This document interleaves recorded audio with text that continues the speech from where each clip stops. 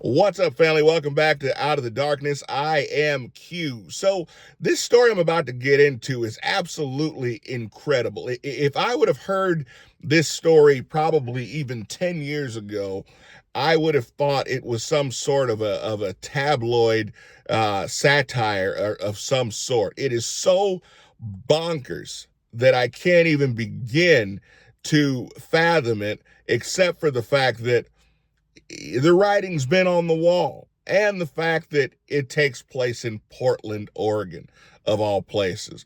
And you know that Portland is crazy town. And if something weird's going to happen, Portland, Seattle, it's going to be somewhere on the West Coast, right?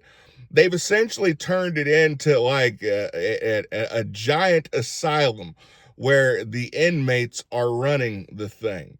So I'm going to always be the guy who just speaks what I believe.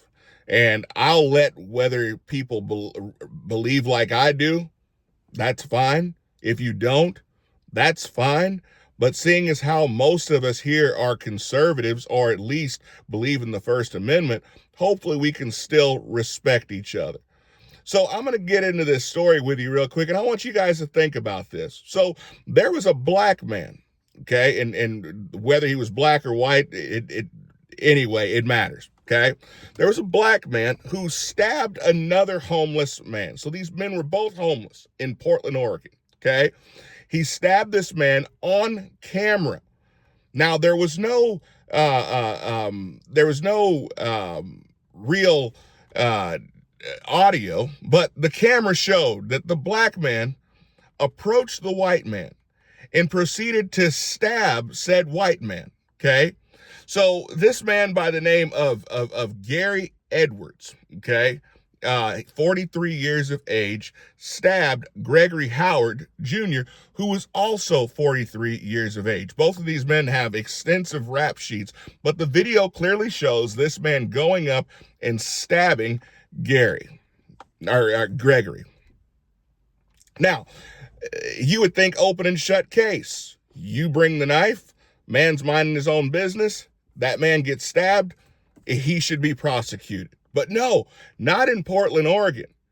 What the prosecutor didn't realize is that supposedly Gary was minding his own business, and Gregory called him the N-word.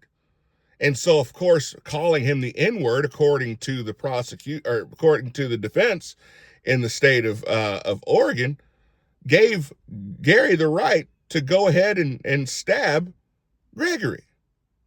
Now, in what bizarro, ridiculous land do we live in where you can use the wrong word, and therefore by using that word that hurts somebody's feelings, they then have the right to use deadly force?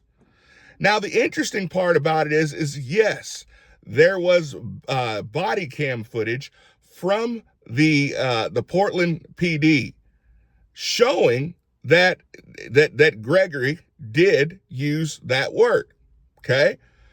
After the stabbing, there is no evidence that he used the word prior to the stabbing. But even if he did, it still doesn't give you the right to use deadly force on somewhere else. But what we've essentially done is we have given words in this country the same power as action. And that is absolutely the wrong thing. I don't care who it is. I don't care if it's a leftist. I don't care if it's someone on the right. I don't care if it is Kamala Harris or Pam Bondi. Anytime someone pushes hate speech laws, saying that words are somehow have action to them, are they harmful? Words can hurt, sure. But when you put words above action and you say that even though someone committed a felony, because someone said something to them that was hurtful, you then have the right to hurt other person? Guys, this is absolutely nuts. Let me know what you guys think about this. Do you feel he was in the right, or they should have let him off? I'll see you guys next time. Be blessed.